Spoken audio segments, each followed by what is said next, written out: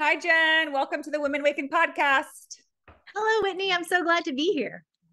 So excited to have you here. And I've really been looking forward to our talk because this gets to be a light, fun, well, maybe not all light. There's some, complex components to comedy, but that's what we get to talk about today is comedy, which is something that I haven't really focused on in this show. And I think it is such an important part of healing and life and joy is comedy and laughter. And it's something that we don't always prioritize or focus on or see as, really a beautiful catalyst or means of change and growth and expression, but it really is. I totally agree. It's one of my favorite subjects, as you might guess, since I'm now a comedian and a comedy coach. But yeah, it's fascinating to me how I really think it's good for everyone, and it's just like a great spice to put in every part of your life. Yeah, yeah. And you can just sprinkle it in there. Comedy helps to lighten and connect people, right? Lighten situations and brings connection, right? If you have someone that you kind of have trouble understanding or connecting with, but if you find like that common funny bone or, comedic moment, it totally allows for a different kind of understanding of one another. So it's almost like its own like universal language. Because also when you think about it, comedy is universal, right? We might all speak different languages, but we might laugh at the same thing. Right. I think comedy is kind of the secret back door to communicating with people that we might not understand or agree with. Yeah. Right. I think we have all of these disagreements in our society and we want to yell at each other and tell each other why we're right. But Mm-hmm. that's not how we connect. We all connect over comedy. Yeah. Yeah, absolutely. Absolutely. So again, I'm just so excited to bring that to light on the show and to have you because you are also an acupuncturist. So you have this background sort of, it sounds like you almost kind of had a different life up until, I don't know how long it was, but it sounds like when you kind of hit 50, life really shifted for you and you kind of embraced this thing that you always kind of had an inkling towards, but maybe weren't ready to step into. So yeah, it sounds like you had that, sort of past life. Maybe you still do acupuncture, but now you are a comedian, a coach. You're a business and life coach. You focus on holistic approaches, but it sounds like you do a lot. And I'd love to hear how you combine all that in your work. Right. Yes, my life did change a lot. Well, it changed when I turned 50 because that's when but that's really the result of the change that happened when I was about 45 when I got unexpectedly divorced. My husband came back from Burning Man with Burning Hoe. I forgot to ask if this was a PG-13 show.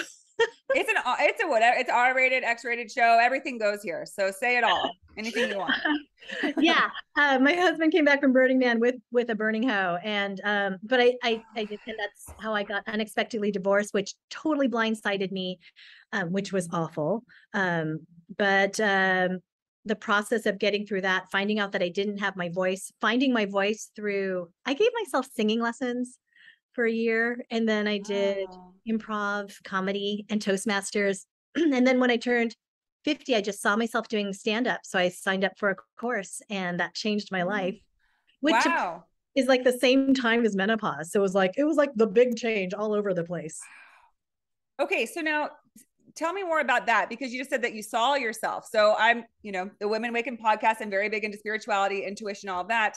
And so there's a lot of life-changing moments that happen for us where all of a sudden we just have this vision where we just see ourselves doing something or trying something and we say, I'm going to go, I'm going to do it and see what happens. So did you actually have like a vision of it or you just kind of started thinking about it or? I actually had a vision. It's not something I'd ever considered before, but that's what happens when you have a big life change after, Yeah. honestly, before I got divorced, I was there living the American dream in our house with my two children and my husband with the organic vegetable garden. And I'm like, that's it. I'm done. I'm 45. I had my adventures and now life is over and I just care for my children. And I really thought adventures were over for me. And then this happened, divorce happened and everything fell apart. And I'm like, I don't know who I am anymore. I'm not married. I'm single. What happens? And it felt like everything was on the table. you know, when you get scared like that, I'm like, okay, I'm homeless and my kids get taken away from me. That's possible.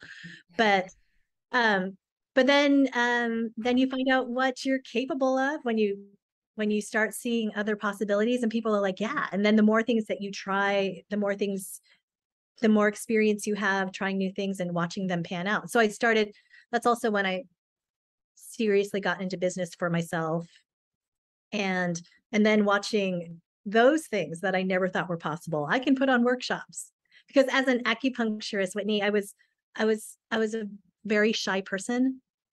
I'm a very shy person. I'm an introvert. And so I didn't have a lot of confidence talking about my business. So I would treat people for a sandwich, you know, which makes it really hard to pay your bills. So I started taking business Keeps coaching. you fed. Yeah, it's like, hey, you know, sciatica, yeah, you know, I like roast beef. Um, and and then I just had this vision of myself on stage with a microphone. I'm like, okay, I'm gonna do it. Because I also think, and this is one of the reasons why I recommend stand up to so many people. It's a scary thing. Stand up is terrifying. But when Oh, yes, it is. It's one of the bravest things anyone can do. And I think I shared this with you in our intro call. We kind of met is I did stand up one time. So back in 2019, I think I had like this intuition that we're soon going to get shut the fuck down and not be able to do anything. And so I just had this like yearning to like try new things. yeah. And I was probably watching way too much Netflix. They have all these stand-up comedy specials, and they had all these like great women comedians coming out. And I was just like, yeah, I could. And I would just, go throughout my day and think of these jokes I'd want to tell. And I started writing them down. And I was like, you know what? I have all these jokes. I just want to try it. And I'm a big on like giving myself a challenge. And I was like, I'm just going to go to a random place that has an amateur night and do stand-up comedy. So I signed up for this place called Rooster T. Feathers in San Jose. And they told me that I get 4 minutes to do a set. So I'm a Virgo, so I'm very like analytical and practical. And so I put together literally like condensed 4 minutes straight material, just joke after joke after joke. And I went up there and I was so nervous, and I knew I had all these jokes for 4 minutes. So I talked about a mile a minute, and I'm very animated and use my hands. So I was like this flailing, like spastic, like, and I didn't pause at all between jokes. And so I would occasionally like look at the audience, and everyone just looked kind of like concerned and uncomfortable. And then before I knew it was over, and I was like, I don't even know what I just said or what I did, but I think I did something. But anyway, it made me appreciate that it truly is an art to be a comedian, because it's not just about spewing out jokes. It's about how you present it. It's about letting it breathe. It's about watching your audience. And it's because it really is an exchange, right? You're offering something, they're responding to it, and you respond to how they're responding, what the audience is like. You read the audience. And I realized at that moment that I could keep trying, or maybe it wasn't for me. And I decided the latter, that it wasn't, because it does take work. It's like anything else. It's a skill. It's something that you develop. And I decided to put my energies elsewhere. But I still love comedy, of course. But anyways, it just gave me such a great appreciation for, one, like how scary it is to go up there. Also, I will say how freaking vulnerable it is. After doing that, so I did it to a room of anonymous people. And right afterwards, I thought, I wouldn't, there's no amount of money that my friends could have paid me to be in that audience, because I would never have told these in front of people I know.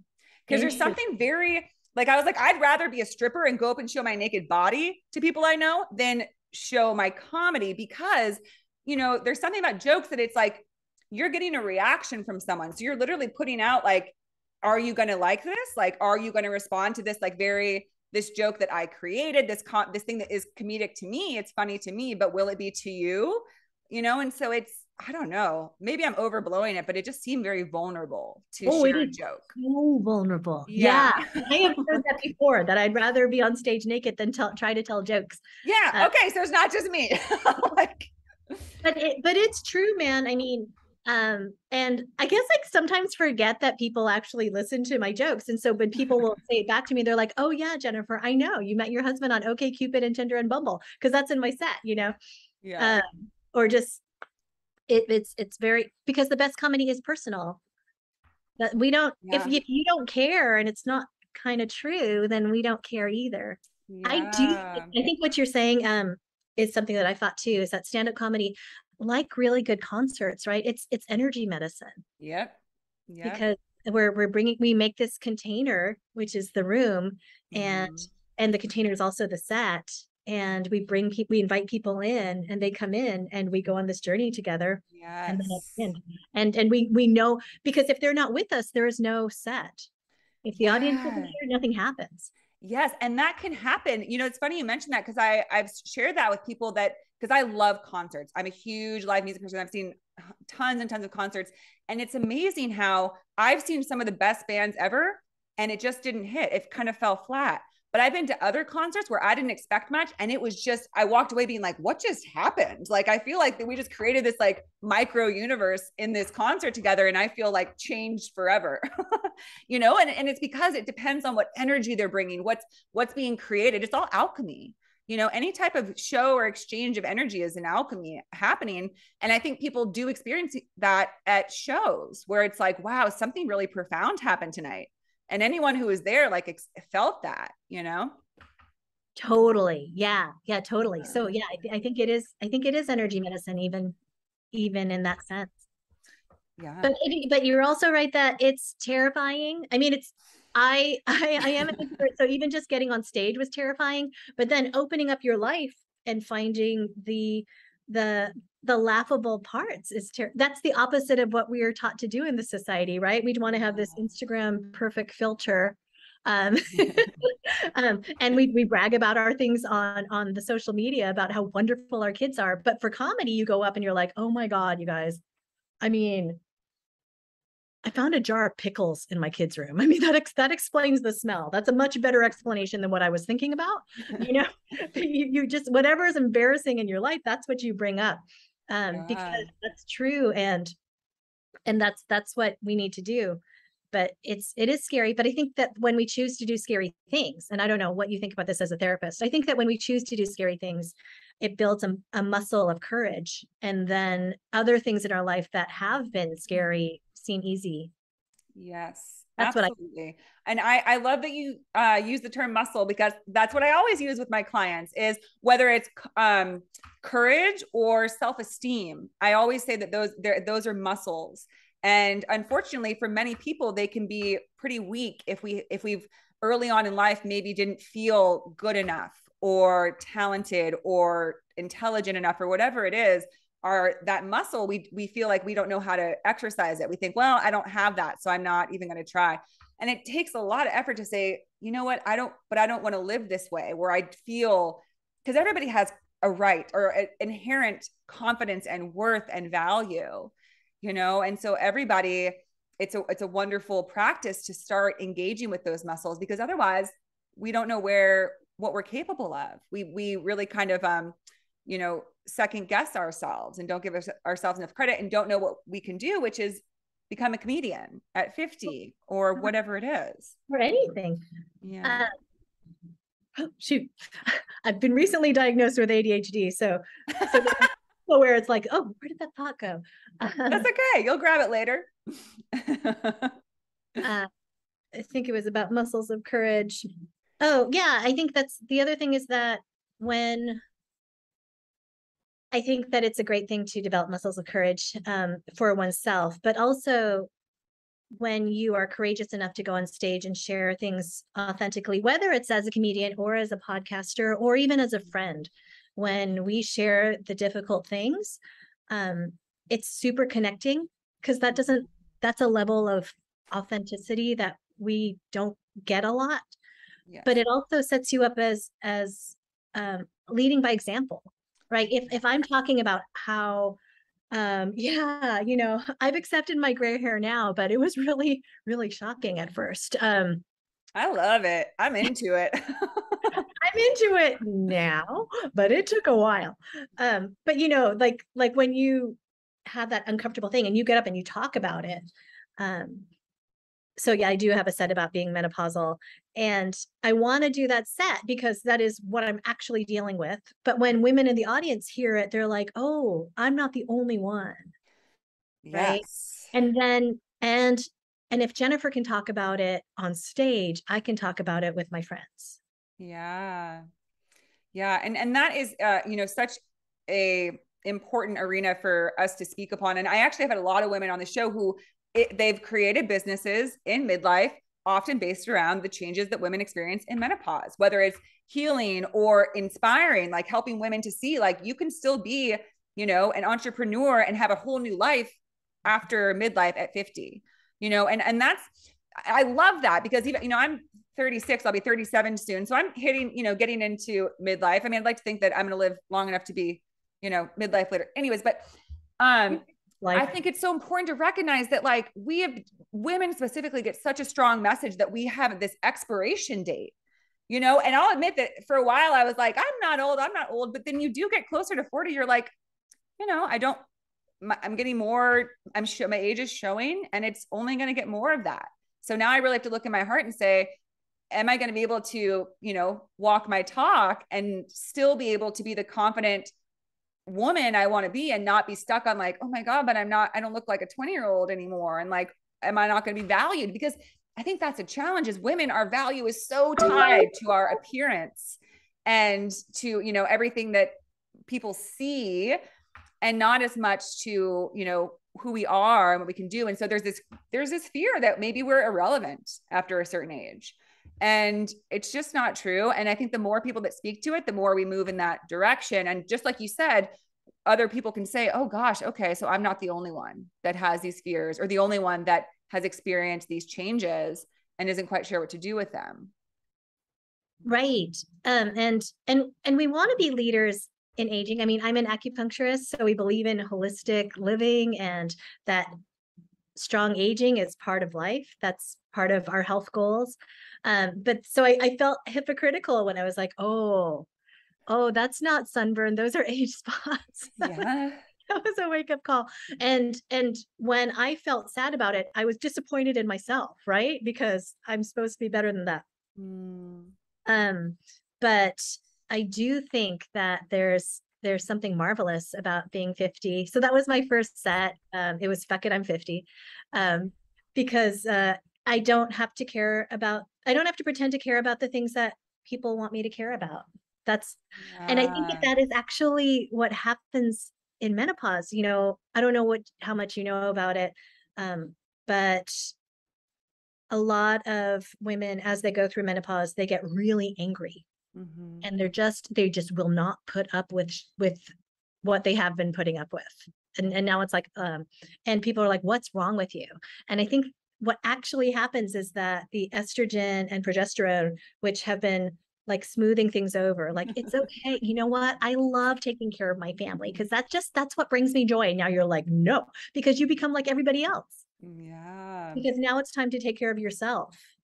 Yeah. Well, maybe more moving on because, it is the end of being in your childbearing days. And so maybe it's moving away from the maternal and more so because then I almost just got like the term communal, where it's not just about like your family and like it's being a caretaker. It's about working with your whole community to be connected. Because, you pointed out earlier that women will start businesses later in life often. And I do think it's maybe that shift from being like, okay, I know I can be a caregiver and I focused on that most of my life, but now I want to see what I'm capable of. And I do think that women tend to have a proclivity to give back, right? So that communal thing, like what can I do to, be in service to others? Well, I can still do something that fulfills me, but also helps others, like being a comedian, like being an acupuncturist, like being a coach. All these things, being successful and being of service doesn't have to mean self-sacrificing and doing something you hate, right? Totally. I always encourage that. And I've someone told me, and it really stuck with me. I was, going back and forth about something. I was like, well, somebody asked me to do this volunteer thing. And like, I feel like I really should, but I don't really want to. And my friend was like, you know what? If you don't want to do it, then it's not helpful to you or the people you'd be working with to just do it out of, feeling like you have to, obligation, right? Yeah. And it kind of hit me. I was like, we really all should, if we want to do something philanthropic, make it something that you really love, because then your heart's going to come through. People know when you're kind of just showing up because you feel like you have to and your heart's not in it. So something about that stuck, because I think that women also in particular often feel like we should do certain things. But you know, what you're doing, the life you're living now, Jen, is still you're in service to others. You're speaking and offering ideas and thoughts to offer inspiration, comfort, reassurance to other women, other people. And you're doing something you love. Oh, thank you. I do think that, well, you know, in Chinese medicine, I don't know if you know, but in Chinese medicine, that the kidney energy is what's in charge of our longevity. And so if you have strong kidney energy, then you're youthful. And as our kidney energy wanes, it's replaced by wisdom. Oh. So that's kind of what we see happening at right around this time, is that hopefully we have the wisdom. And so that does go into the community and the generations. Yeah. We become the elders. Yeah. And I've also heard that, you know, yeah, fertility is over. And I think that happens to save our lives. Because if we kept trying to have babies and kept trying to sacrifice ourselves to take care of everybody else, we wouldn't last long. So in order for us to become the elders, we have to give birth to our true selves. Yeah. Take care of ourselves. I love that. I love that notion of taking care of our true selves, because that is wisdom, right? It's moving, because I feel like the years where we're trying to take care of everyone else and doing a lot of shoulds, right? Doing the things we think we need to do. I at least know for myself, when I'm in that space, I feel disconnected from my highest self, from my wise mind, which is a DBT term, but it's sort of like that higher part of you that says, you know, I don't really need to be this worked up over this, or there's really no need to feel obligated. It's okay. But for so many years, we feel just stuck in this undertow of like who we're supposed to be and how people might think of us if we do something or don't do something. But then what you're saying is kind of like, I feel like you're getting spit out of that undercurrent and you're like, oh gosh, I'm just going to do what I want to do and just trust that if it's coming from my authentic self, then it's wonderful and the highest thing I could do for everybody. And it's so yeah, I think that after menopause, self-care actually becomes kind of community care. Yeah. Yeah. And so I guess, is it safe to say that we're kind of saying like, those truly are the golden years? I don't know. I feel like life gets better. And again, I feel like that's not how it's framed a lot in our society. It really feels like you kind of have your, what do they call it? Like after you've peaked or whatever, you're over the hill, whatever they want to say. By the time you're like 40 for a woman. Right. Well, I think it depends on who's telling the narrative, right? If I think that if I were trying to still live like I was 28, which is what I think our society encourages us to do. Yeah. You know, have the same intensity, like you're a loser if you don't go out or maintain the same fashions or whatever. Yeah. Then it wouldn't be a great time. But I think when you are able to really plug into what makes me happy, and I actually don't care very much, and that helps me in my comedy. I don't really care what people think of me. I want people to laugh with me and I want people to like me, but if they don't, I understand. And I think that's very different from 28-year-old me, who was very concerned about what other people thought. Yeah. Yeah. That's so wonderful. Well, on that note, I would be curious to hear, I mean, there's so much I want to, unpack and discuss around comedy, because it's such a beautiful, I mean, and also comedy is ancient. Comedy is from the beginning of time. I don't know when the first person made a joke. I'd be interested to hear it, whatever it was, but I'm sure it was like something physical, right? Like from the dawn of time, humans probably found humor in calamities, right? Like somebody tripping and falling down. Like they probably were like, what's this thing I'm doing? I'm laughing. I'm finding like this feeling about this thing I'm seeing. You know what I mean? Like this, I'm just curious about like when it first was born, like who was the first human to experience laughter? And they must have been super stoked because it's such a great feeling. Well, I think a humor is often defined as a surprise, right? It's a surprise. That's what the punchline is. I didn't see that coming. Yeah. Or a benign violation. That's a term that's often used, where it's tricking you, but in a safe way. So in a way, peekaboo is baby comedy, right? I'm gone. Just kidding. I'm here. Oh my gosh, the baby's laughing, right? Because you Such an trick easy the audience. baby, but it's still safe. Yeah. And so Yeah. I think, so almost that's why I think comedy can go anywhere, because anytime that you kind of, you, we call it the misdirect. Anytime you kind of lead somebody this way, just kidding. And Yeah. Yeah. And it just elicits this response of like, you know, we've all heard a joke that just like, oh my gosh, it just hits, right? And we're just like, oh God, that kills me. Like and it's, you don't even know why it's that funny, but just something about the subtlety or the nuance, or it just relates to you. And it just can, oh my gosh. And again, like what a beautiful thing. Laughter. I mean, laughter is, I mean, I often kind of equate it to, it's almost like an orgasm. And that's again why I think that being a comedian is very vulnerable, because you're like, can I elicit this in someone else? Like, because I'm a big laugher. So I've had people tell me like making you laugh is the greatest feeling ever, because it feels like you just erupt, and I get to make you erupt. So it is kind of like you're eliciting this response in somebody. And when you get it, it's the best feeling ever. My brother, he lives in New Orleans, and he is a comedian, and he is a writer, and he did stand-up comedy for a while. And he was like, it's the worst feeling ever when you bomb on stage, but when you get laughter from an audience, there's no feeling like it. it is, it's the good drug. Yeah. I guess I was thinking about many things because I have ADHD. So I always think about 8 things at a time. But one of the things I was thinking about is that we were talking about how the old school, there's a school of comedy which is a little bit biting, and even now when I go into a club, there's not very many women comedians. We are the minority. Yeah. And some comedians say that's because men use comedy as a tool to get women, right? Because it's hard to say no to somebody who makes you laugh. Mm. Um, and and I do think that stand-up comedians are like empaths. We're master manipulators. We get on stage and immediately want you to like us. Yeah. And we can accomplish that within 10 seconds with our first joke. Yeah. When you laugh with us, then you're on our side, and then we try to keep you on our side so you can see our point of view. And I mean, it's not a mean thing, but that's how a set works, is we want to bring you with us. Mm-hmm.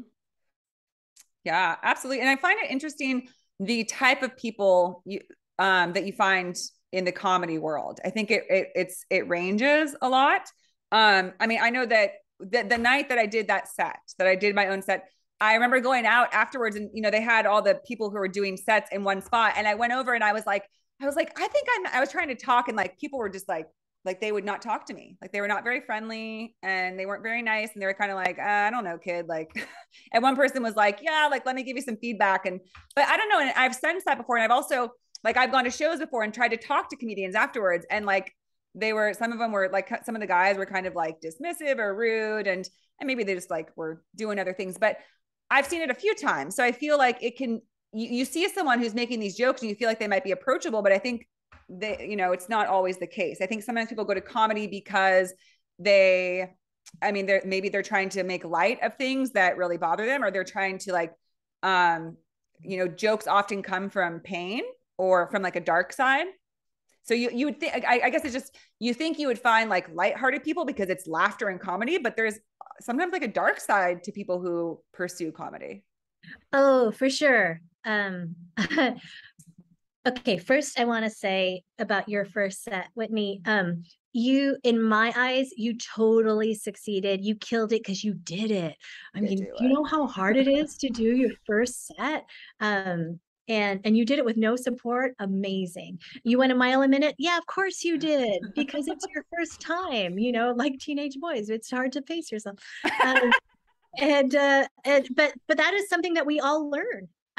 Everybody bombs their first set. Even if we think we did great, later on we look back and we're like, oh. Yeah. So that's what I tell my students. If you made it on an open mic, you made it to the stage, you won. I don't care if anybody laughed. I don't even care if you made it through your set.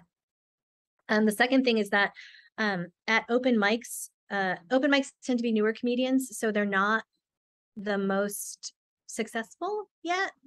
And so they're worried, they're nervous. So the comedians most comedians pace before a show. Like Yeah. even now doing my regular jokes, I still pace because I'm like, because as you might have experienced, getting up there, sometimes the fear just erases your mind. And Yeah. that you'll forget everything. So Mhm.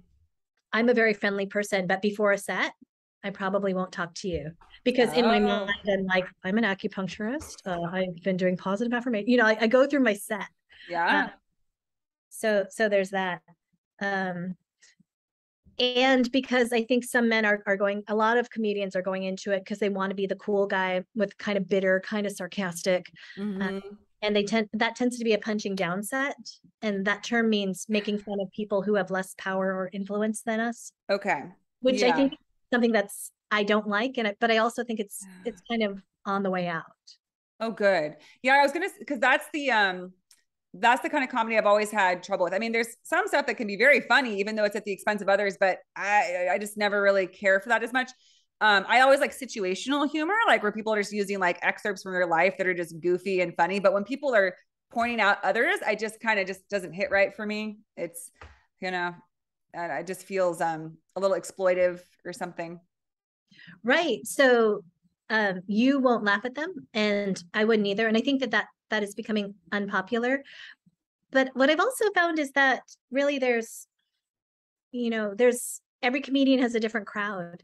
Yeah, yeah, totally. And they can all be at their own show and enjoy it, and that's fine. We just don't have to be there. What do you think, Jen, about, because there is a lot of talk, especially recently with different people coming out with different sets and everything that can be really controversial. What do you think the idea of that nothing's off limits when it comes to comedy?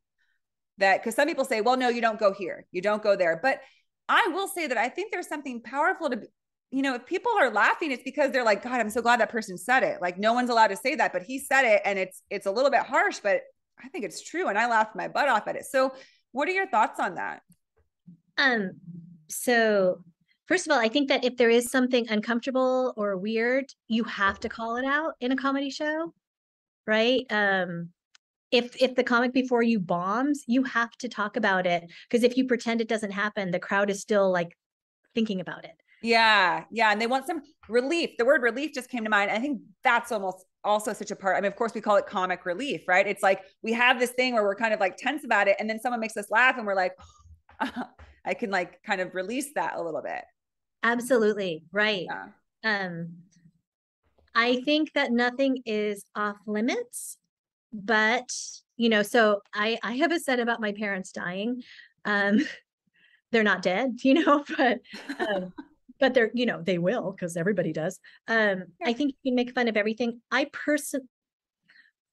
There's a quote, and I can't remember who said it, that there's always the butt of a joke, right? Somebody's going to get punched and make sure they deserve it.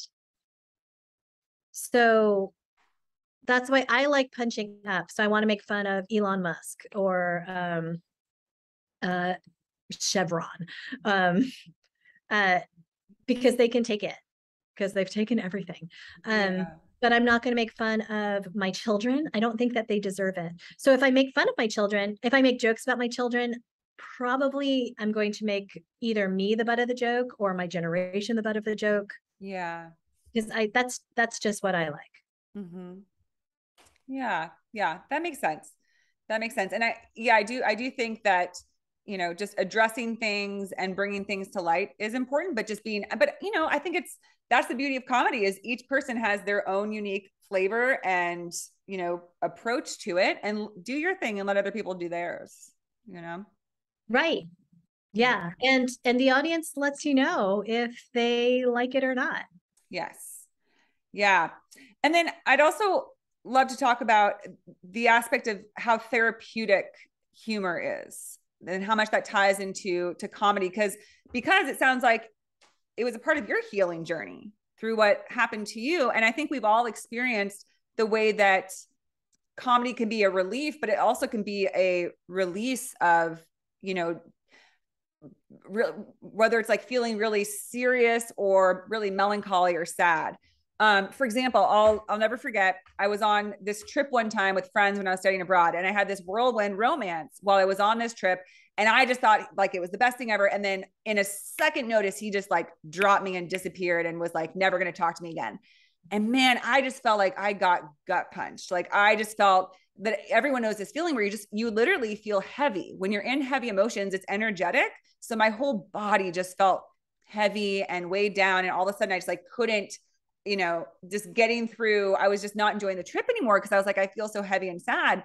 And then my friend and I went snorkeling. We paid a bunch of money to get, we driven out or, in a boat out to the middle of the ocean. This was out near Australia, by the coast of Australia.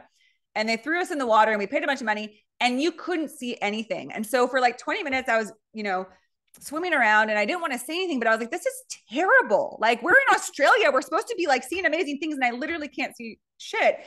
And after like 20 minutes, my friend and I both kind of popped up and she was like, she looked at me with her mask on. And so she just looked ridiculous. And she was like, Whitney, this is the shittiest snorkeling I've ever done. And I laughed so hard because just like you said, it was something that was unspoken, but she said it and it just erupted this and I just felt this like that heaviness I've been feeling. And to be honest, I kind of laughed like a maniac because I don't know if you've ever had this, but sometimes when you're so sad for a long time and you laugh for the first time, it's like your soul like reopens a little bit and you just like, it's kind of like an avalanche or something, like a volcano. You just kind of, yeah, you just feel it like releasing and people might be like, whoa, you're kind of freaking out over there. But it's that opening that, laughter and comedy allows for. It really heals. It really, it's a lightening up, right? And so you go from like these heavier energies to a lighter energy and it's like, oh gosh, what a relief. Yeah. It breaks through. Yeah.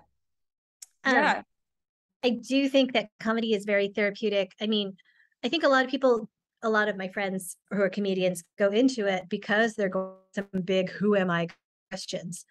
A lot of people will, when you ask them how they got into comedy, and it usually starts with, well, my girlfriend threw me out, my wife left me after 20 years. Yeah. So, and that whole feeling of what the hell happened. And, so you can either go down or you can go up. And I think that comedy is a way to bounce back up. But also even for minor irritating things, if I was stuck on a plane, a 1-hour flight, I think to San Jose, behind a couple. And it was just, there's something so irritating to me. I don't even remember what it was, but somebody who was just very entitled and it bothered me so much. I wanted to kick my seat like a toddler. But instead, I just started listening to them. And I'm like, how can I use this character? Like, oh my God. I mean, just like I totally, I should have paid extra for the early boarding. And I always, then just like, it made me so mad that I just wanted to capture all of it and use that person as a character. And that really helped me get through the flight. So I think this is something that it's a comedic therapeutic thing. And what I do with one way that I get material for myself or with my students is to let myself rant. So if there's something like, oh my God, traffic, or that say it. Well, yeah, that motherfucking asshole, one thing, he thinks that he can get away with this just because what? He owns an olive farm? I mean, like if you just really let yourself get worked up and then to the point where it gets ridiculous, it gets it out of your system, but it's also authentically emotional and then it's funny. Yes, that's so true. That's so true. Because I've totally seen people do that where they're like all, irritated and like frustrated with something. And then they like say it and it's so ridiculous the way that when they finally say it, that everyone just starts laughing, right? Where they're like, oh my gosh, like, what are we even talking about? Like, why are we even upset about this? Because if you're rational about it, like, well, I guess it wasn't meant to be. That's not funny. But if you're like, who does he think he is? His car didn't even work. It's just like, it's just ridiculous. It's just funny. Yeah. Yeah. So yeah. And then for you, Jen, personally, like when you first start, like you had this experience of your marriage ending unexpectedly, and you had this vision to be a comedian, how did you take the first steps to find your brand of comedy? Did it just come to you? Like, were you just like me kind of just having like these thoughts about like these little jokes or these little gigs? that you could say, or what was it for you? Um, I had been a classroom teacher. I also taught English as a second language for 25 years. Oh, wow. And it turns out that being a classroom teacher is a lot like stand-up comedy. Yeah, you're right. You're right up there in front of the class. You're making jokes and stuff. You're trying to get them to do what you want without them Yeah. feeling controlled by you. And so, yeah, I had, so I think that I was kind of doing a stand-up routine without realizing it for years, but in a very quiet way, right? Yes.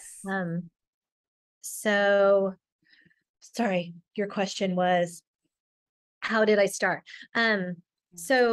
So I had stories that I think I was trying to work into Toastmaster speeches. So I kind Oh, of yeah, had you did Toastmasters. I've heard great things about that. oh yeah, it's totally great. Super supportive, free, basically. Yeah, you pay a And a little great bit. tool, it sounds like, too. Not even like just comedy, but also your speaking voice, public speaking. Well, again, yeah, it's community, and then it's a way to to exercise that courage muscle. Yeah. Um, and yeah, totally. I recommend Toastmasters. I recommend singing lessons. I recommend improv Mm. comedy and stand up.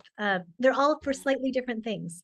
Right. Uh, and um, so I wanted to do stand up.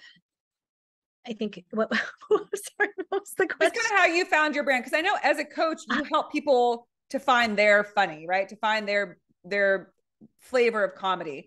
And when you coach people on that, how did what do you recommend? And like, is it based on how you found yours? I found mine kind of accidentally. So I like to help people find theirs rather quickly. In fact, I have a 1 hour workshop on this called Stand Up for Scaredy Cats, which is on Eventbrite. So, anybody can go find it. It's pretty Oh, low I love cost, it. 30 bucks. And in that hour, I have a worksheet and we find your brand of funny. Like, because some people are very slapstick, some people are very dry and erudite. Some people just love puns, so it's Oh my different. gosh. And then what's your People do. material? Because your material is your life, but we're swimming in it, so it can be hard to see what's funny. Yeah. So what I've learned is that the way to find one of the easiest ways to find funny is to find the twist, right? The unexpected emotional response to something. I have menopause. Bet you're jealous. I know. That's right. I'm in the promised land, living the tampon free dream. Don't worry, you'll be there before you know it. It's awesome. I mean, when you put it that way, it does sound nice. Oh my gosh. There are some good things, but yeah. So I think that's what I like to do is hear people's how do they describe their life, and then find that's interesting. I want to hear more about that. Yeah. So it's very personal and interactive, and it's super fun for me. I had one student who was a rocket scientist. Who wanted to be a comedian? Oh Yeah. my God, I love it. I mean, just to try it, Yeah. and his set was like, uh, I'm a scientist, and my wife signed me up for this communications seminar. She says it's easy, it's not rocket science, but I wish it was, because I'm a rocket scientist. That's what I know how to do, right? so his set was very much him, and that dry scientific humor. And Yeah. I wish there was a formula for social interaction. I mean, it was super fun, but um, so I think it's just the stuff in your life, and then we just kind of find how to twist it into something relatable. Yeah. Yeah, definitely. Do you think that anyone can be a comedian? So I think everyone has a good 5 minute set. Okay. Can anybody be a comedian? I think everybody can get better at it. I don't think everyone needs to be a stand-up comedian. I mean, I think that's a pretty high bar, right? You're trying to get a laugh every 6 seconds. Yeah. But I think that anybody can use the tools of comedy to make their life or their business more comedic, Yeah. more engaging, more relatable, more fun, more connecting. Yeah. I So, mean, okay, then maybe the question is more, can anyone be funny? Because being a stand-up comic, it is kind of like, okay, that's a high bar to be able to get up there and put together a set that people will, connect with or respond to. But just being funny, I think some people even think that they just aren't funny. People say that all the time. I'm just not funny. But I think there's, I think humor is built into our DNA as humans. It's there. Well, so that's why I like to say I help people find their funny, because they can't be my funny. Right. Right. If I could tell my menopausal cat jokes, it will fail terribly. but they can find their funny. Right. So I think my grandmother wasn't very funny. She was quite serious, but she was like so serious and kind of grim faced. So she would kind of secretly pinch us and then grin. I mean, but it was so surprising that was funny, right? So it's not like she would not make a living as a stand-up comedy, but there's something funny. Yeah, grandma was funny. I think everybody has funny. Yeah, definitely. And then something you also sort of speak to and work with as a coach is how comedy can help to overcome some traumas in our life. And maybe that's related to healing, which we spoke about, but is there something more specific or something you'd like to speak on to that? Sure. Yes, comedy is really helpful for trauma. I mean, like I said, I like to do the rant just to get it out. And then I surprise myself by saying that could be a good set. But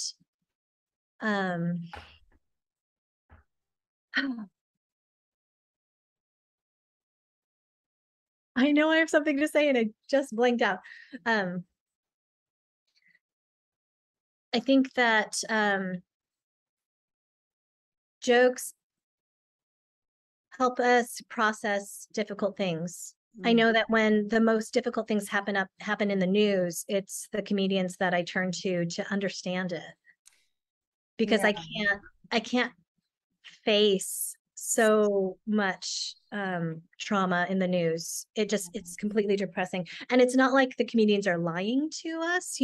They're just gonna a little bit of information and then a little bit of lightness, and then so it kind of keeps us going.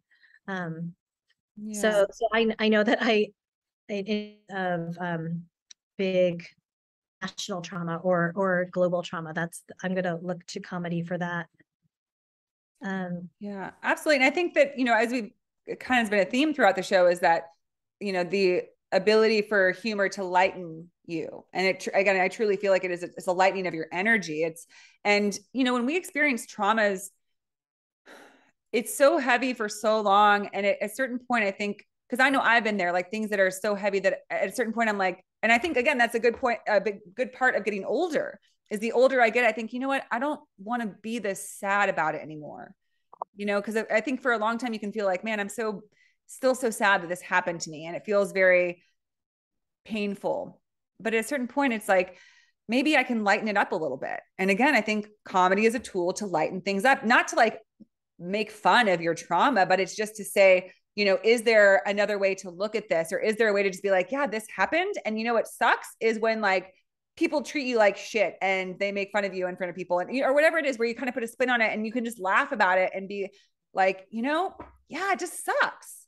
And I know that I've found when I've said that about things that happened to me, it feels good because, it's like, you're just kind of, you're speaking your truth fully and you're just kind of like letting it out there and being like, at a certain point, this is what happened to me and it sucked and that's it.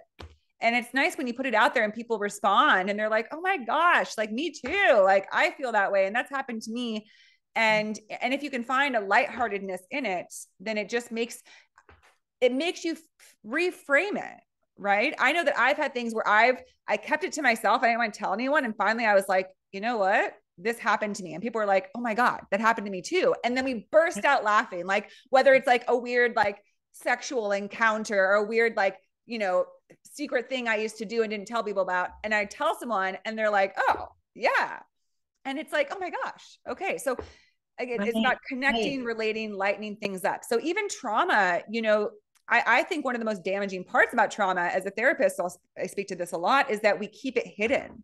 Right. Especially like childhood trauma, because as a child, we don't know how to process horrific things that happen to us. So we put it in this deep cavern in ourselves and say, I don't want anyone to ever know about this. I want to almost pretend like it didn't happen. Maybe if I keep it buried, it didn't happen, but it's still alive in there. Like it's an energetic experience that if we try to bury it, it's not going to go away. It just kind of keeps pulsating, almost like a tumor, creates a lot of dysfunction in our body. It's going to have repercussions. And as soon as we're able to give it some light and bring it to the surface, we can actually begin to move on from it and heal. And I think that comedy is often involved in that. Again, not laughing at the trauma, but just, releasing something around it, which can be laughter. I mean, well, shame grows in the dark, right? And and then there's something so powerfully healing about being witnessed, seen and heard. Yes. which is a big part of comedy, and having somebody else talk about something that happened to you is so healing. I've actually had people process trauma through my class. I had one person whose child went through a terrible medical, a series of children's hospitals for a lot of medical trauma, and so she did a set about the TripAdvisor guide to children's hospitals. This one has a bar, and this one has very attractive doctors, and just, that was a way for her to reframe it, and she felt a little bit lighter. And I had another student who's like, Jennifer, I have to quit the class. I'm sorry, I'm in the hospital with a brain tumor. And I was like, whoa, you do what you need to do, take care of you. But it's also kind of funny. I mean, if you said, like you're on a 2 weeks all-inclusive vacation, right? I mean, people are waiting on you hand and foot. And that was the set she did. I just got back from a 2-week all-inclusive vacation, you guys. There's only one way to get it. Bringing me drinks whenever I rang a bell, because I got a brain tumor. And then she described it like having a slinky in her head. And that allowed her to get past it. Yeah. Just about it and getting it out there and like, okay, and now I'm out. Yeah. And I love that because especially when you talk about something like brain tumors, not just talking about traumatic events, but what's the word for it? Things that are considered very somber, like death, like a horrific, accident or diagnosis, like cancer. Humor? Yeah. Like dark humor. And so we're all kind of like, oh gosh, that person has a brain tumor. Like, let's not talk about it. But for someone to come out and be like, hey, guess what? Now I have 2 weeks vacation and hand and foot, and I'm the lucky one because I have this brain tumor. Then we're like, oh, okay, so you're going to laugh about it. So now I can feel easy about it. And it makes everyone more comfortable. And it makes them realize, like, you know what? Every situation we go through, it always, it has something to learn from it and something to, have a different spin on it. Right. I mean, not that it's like a super positive thing to get a brain tumor, but you can make a joke out of it and be like, this is the path I'm on, and here are some of the perks. Right. Yeah. Because otherwise people tiptoed around you and they don't really treat you as a human. So yeah, I had another student. She was recovering from breast cancer, and that was her opening line. I got to get something off my chest. I got breast cancer. Oh my gosh, that's amazing. That's amazing. Yeah. And I think that that's becoming more common is that comedians will just throw it out in the beginning, like, just state it. Like if they lost somebody or something happened, they're like, hey, let me just say it because I know you all know about this about me. So let's talk about it. And actually was, what's Tom, this young comedian that's become really popular. There's this cute girl, I feel like it's Taylor Tomlinson. Who? Taylor Tomlinson? Yes, Taylor. And she talks about her mom died. And she's like, I know you guys are all uncomfortable, but I'm not. And it was like, whoa, you're not?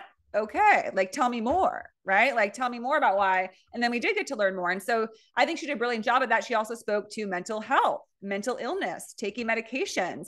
And again, something that's talk about having a profound impact by just doing, what you love to do, which is comedy. The more people talk about that, people hear that and they're like, oh, can I talk about that? Like, I haven't told anyone that I started taking medication, but maybe I can. Right. Of course you can, of course we can put ourselves out there, put our, dirty laundry out to the surface. Cause guess what? It's not even dirty laundry. It's just life. And we all are experiencing it. And that's what I love about comedy is it speaks to the things that we're all experiencing, but don't always talk about. And we get to have fun with it too. And realize like, life is a comedy, right? We've been talking about that for centuries. People have said, it's, what is it? Life is a tragic comedy, something like that. Somebody said that. There's things like tragedy plus time equals comedy. Okay. Yes. Yeah. Like that. But so we've known this wisdom, right? From the beginning, we've known life maybe isn't meant to be this serious. And maybe the most important thing in life is laughter and joy. Who's to say it's not? Well, I think you don't regret any of the times that you were laughing. Yes. Yeah. And I think that, laughter is healthy, right? There's lots of studies that show like the more people laugh and they are in joy, that they're healthier, they're more vibrant, they live longer than people who are super serious and keep everything closed up. Because, I talk a lot on the show about how any sort of dis-ease is all due to constriction. And when you laugh, it's the opposite. It's you're allowing your flow.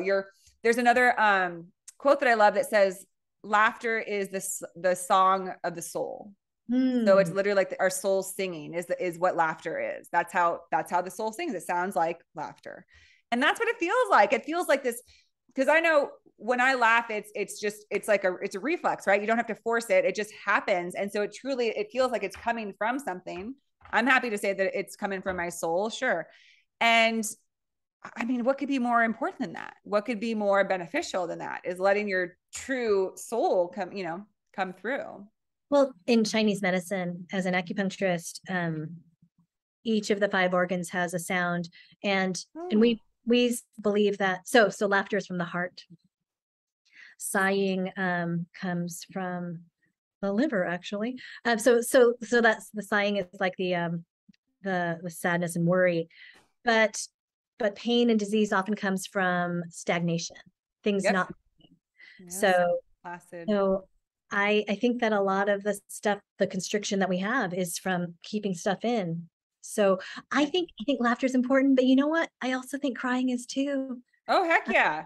They're not that different. Who hasn't like first started crying and then laughed, or first started laughing and then cried? They're strong expression of emotion. It's a manifesting of emotion, right? It's an emotion being expressed physically and through laughter, through tears. It's all so cathartic, so good. I actually just this morning, I was doing a practice with Emotional Sovereignty School. What's that? That sounds interesting. It's Nathan McTague and Natalie, and yeah, it's called Emotional Sovereignty School. And basically, every other Tuesday they have a practice where we explore an emotion, act it out. So this morning was disappointment. So we felt 32 minutes of disappointment. Big one. And you try to get it as deep as possible. And I was like, oh my God, why can't I have the things I want? And then 30 seconds of the opposite emotion, which would be for me celebration. Yeah. And now another minute in and then out, and then 30 seconds in. It's like high intensity emotional training. But if you can really feel it and express it, and I cry or beat up on my pillow, then afterwards you feel lighter, and then you have space. Yeah. Ooh, that sounds so beautiful, man. Disappointment. Talk about a big emotion. That's a hard one. Because every emotion is a little bit of like, blend of like a couple of different things. And disappointment is sort of, but it's sadness, but also like hopelessness. And then maybe with like a side of anger, right? So it's like all these things kind of mixed together. Yeah, there's some temper tantrum in there. Yeah, it brings out our inner 5-year-old where we're like, I wanted that. That was supposed to be for me. Why didn't I get what I wanted? But then it's funny, right? Yeah. So that's really cool. Okay. So you had this emotional sovereignty school. Very cool. And then that was kind of shedding the light on. So just getting emotions out. So that's why I think laughter is good, but then, if you can cry on purpose or get angry on purpose. So yeah, I think anger was 2 weeks ago, and that is really cool. I think the more we're able to get in touch with and express our emotions, the freer we are. and the more we can, well, also there's, the whole thing is that really every emotion is exquisite in its own way, even sadness. I read that another quote I like is that sadness is beautiful because it shows that we deeply cared about something. We don't get sad unless something meant something to us, and how wonderful that something should mean so much to us. But that feeling, it's like I was talking about on that show, like sadness is heavy. It feels like, oh, it's painful. Yeah. Right. But it's having to think about, well, why is this so sad to me? Well, because I loved this thing so much, or I wanted this thing so much, or I missed this thing so much, whatever it is. And just allowing for, that brilliant emotion. And, we tend to, as humans, we label things good or bad, but they're not really, they're just things one way or another, Yeah. And life has the full spectrum. That's why it's so interesting. Thank goodness, Well, I don't know. You're a therapist. So I've heard depression is a feeling of apathy. Is that true? What's the feeling of apathy?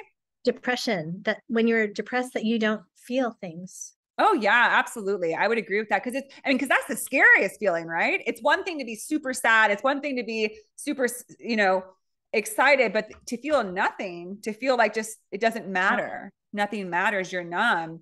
Yeah. And I've been there. I've, had, experienced depression before. And it's that clinical depression where it's like, did something happen to me? Am I gone?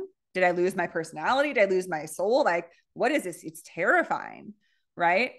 So that presence, it's like this very ominous cloud is how I describe depression. It's like, or I call anxiety is like a hell. It feels like you're in hell, and depression is like a beast, because it feels like there's like this beast looming over you. That's kind of like, you can't go back. Like you're stuck in this, place where nothing matters, and you're kind of lost. And it just makes it, you think like, I just don't want to be here. I don't want to stay in this place. But then what's remarkable is that, people struggle with depression at different levels, but when it's maybe a more mild depression, or situational depression, you can come out of it from situations that bring you back to life, almost like a defibrillator, where you're like, oh my gosh, there's laughter, there's a sensation. And you remember that, like, you're in there, you're still in there. Maybe you just got maybe you detached because maybe something was too painful in the past. Maybe you felt too disconnected from the world around you because you weren't connecting with what authentically is important to you. Right. And also I feel like people talk about that as an experience in midlife, where they come to life in a way that they hadn't before, because maybe they've just been kind of drifting through life and experiencing some of that depression and detachment and numbness. But then they realized it was because they weren't doing things for themselves. They were doing what was expected of them, or what they thought they should do. And then when they tapped into what they really want, they come to life again. I think with midlife, when we're, for so long, I always thought, okay, this year I'm going to get my bikini body or whatever. Yeah. When you hit menopause, you're like, oh, that's not going to happen. That's like ever, and so I think there's a surrender when you realize that you're aging and it's not going to go back, that this isn't a temporary thing. Yeah. It's not like the flu and you're going to go back to being who you used to be. When you accept that this is who you are and you're like, okay, then I think it's freeing. Now it's like, what do I do with this? Because I can't be a perfect 30-year-old housewife anymore, wearing my size 6, whatever. Is what do I do with this? And now that you're working with what you actually have, then it gets exciting. Yeah.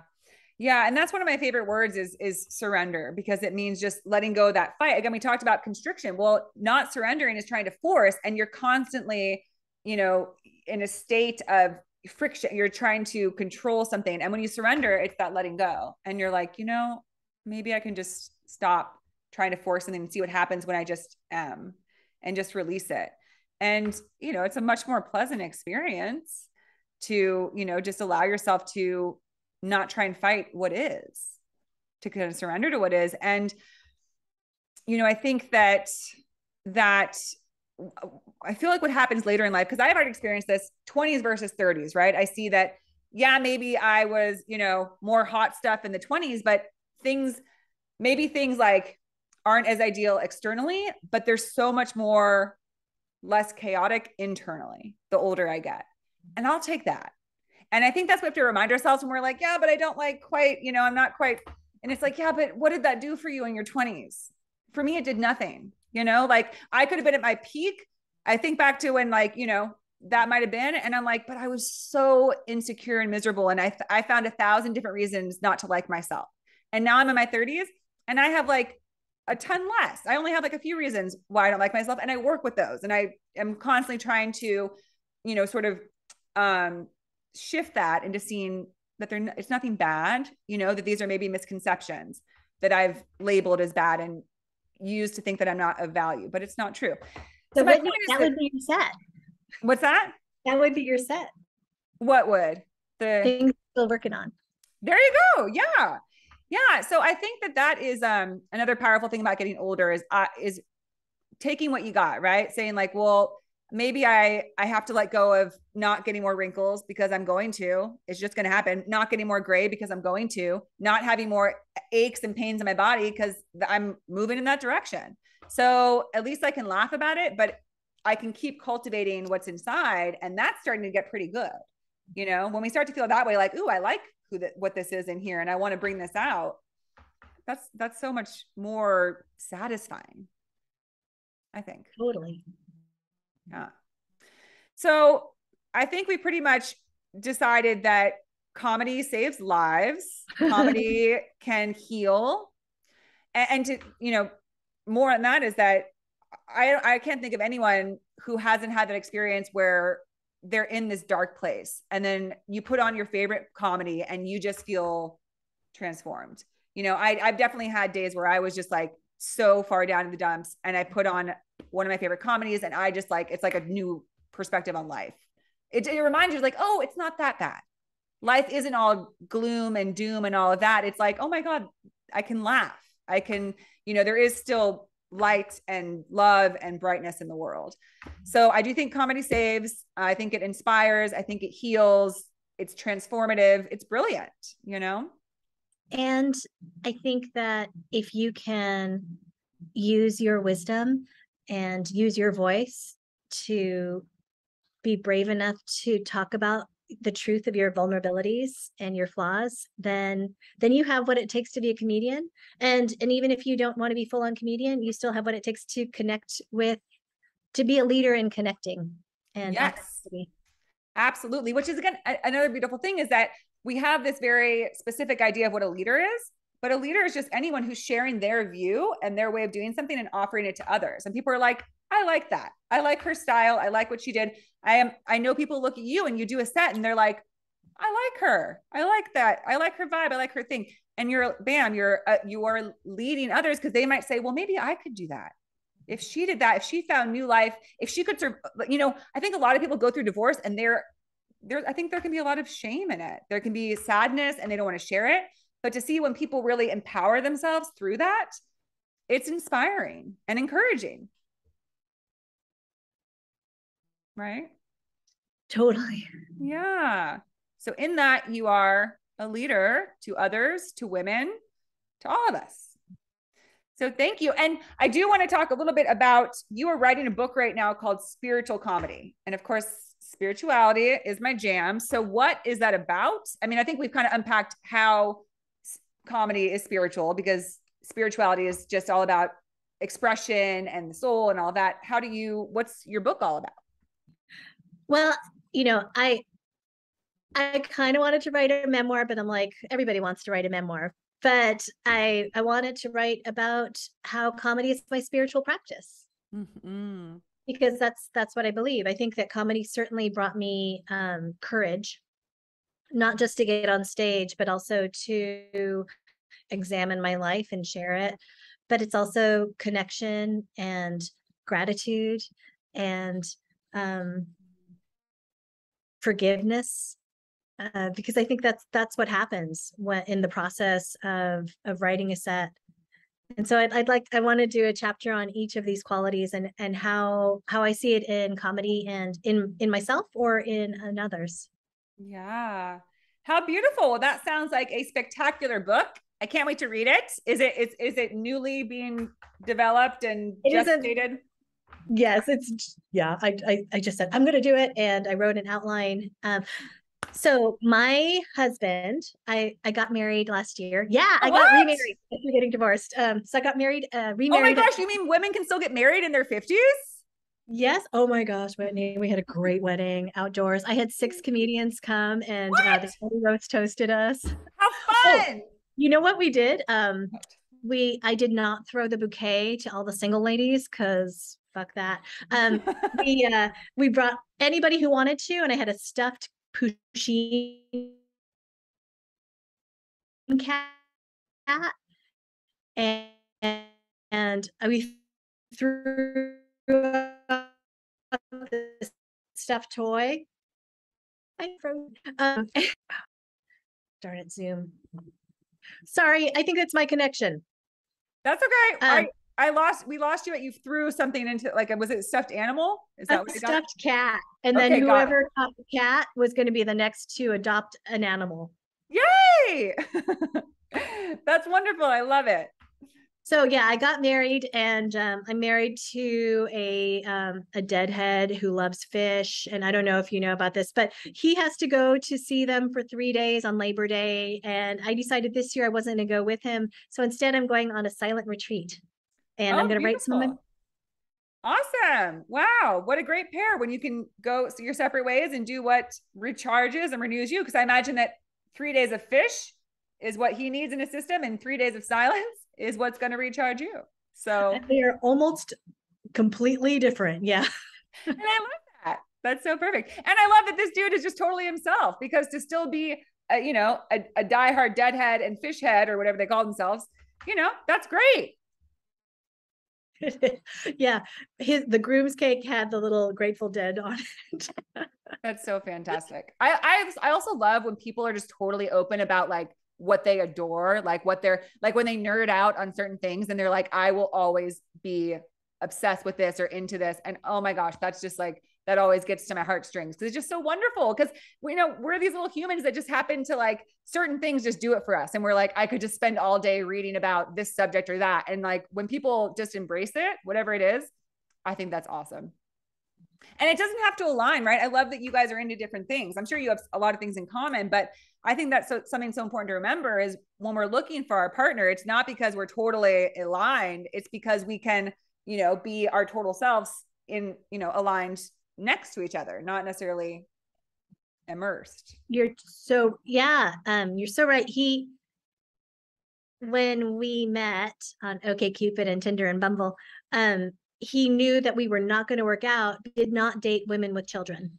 Oh, okay. Also, he only wanted somebody who loved the concert scene because that was important to him.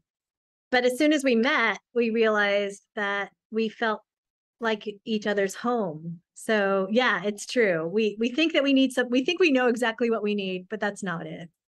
Totally. It's so funny. It really is that way, isn't it? That we have all these hard and fast rules and a lot of dating coaches will say that, like, find your deal breakers and all this, but so often, all that home component is the biggest thing. Because to me, that means it's two souls that are sort of aligned, whether it doesn't matter who you are, where you come from. If you feel that at home sense, it's because there's something between you that really suits each other well and can work no matter what. Because you can spend your Labor Day weekends at Fish in a silent retreat and you're still all good. Yeah, totally. And I'm sure he loves your children and is probably stoked to have children in his life, which he might not have knew he would. So you're right. And you know who else is stoked is his mom. I'm sure. I'm sure.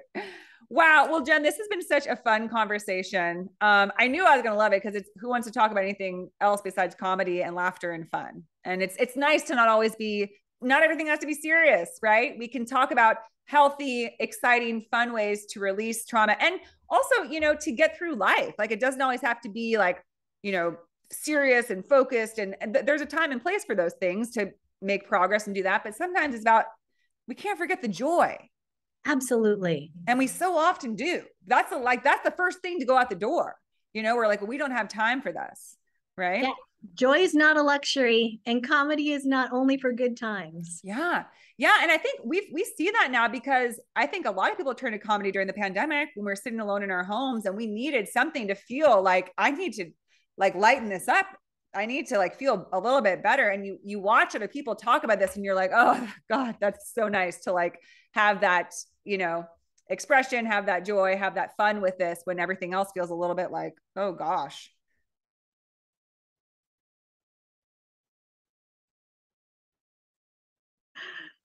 Oh, thank you, Whitney.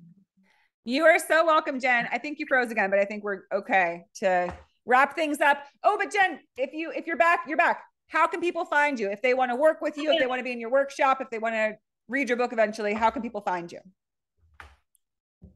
Oh, well, I'm at www.genxcomedy.com. Okay. Perfect. And I will put So that that's in JenX comedy.com or